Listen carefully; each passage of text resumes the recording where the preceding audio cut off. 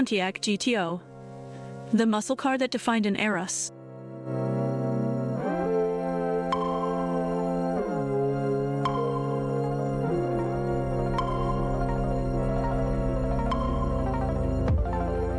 Ah, the Pontiac GTO. Just saying the name makes every sunny American boulevard and windswept highway of the 60s and 70s flash before your eyes. This isn't just a car.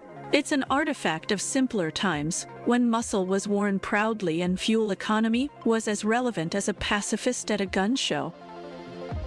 Let's dive right into the GTO, affectionately dubbed the GOAT. And you'd need the sensibilities of a goat to truly appreciate this beast. Introduced in 1964, it gave the phrase performance car a steroid injection straight to the jugular. John DeLorean, yes. The same chap who later thought stainless steel and flux capacitors were a great combo was instrumental in its creation. They basically took a Pontiac Tempest, stuffed a V8 under the bonnet, and let mayhem ensue. The V8 in question varied over the years, but let's talk about the heart-stopping, chest-thumping 6.4-liter V8 that graced the 64 model.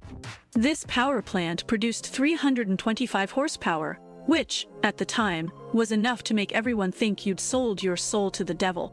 It roared, growled, and had an unparalleled knack for making the rear tires evaporate into glorious plumes of smoke.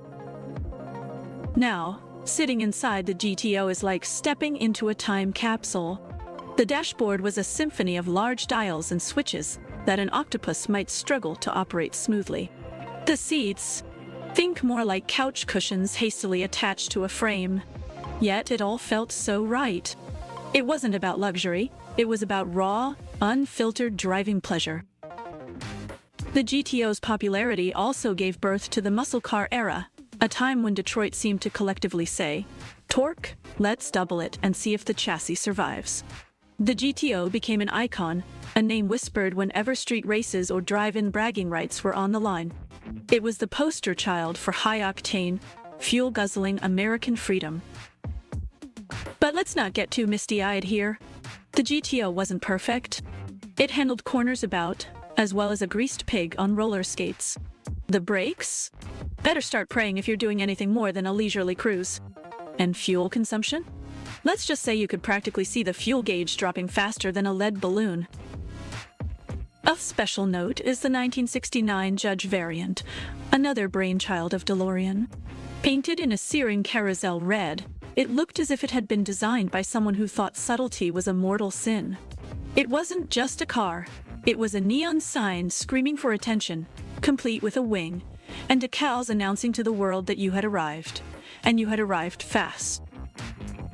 The GTO's charm lies in its unapologetic boldness.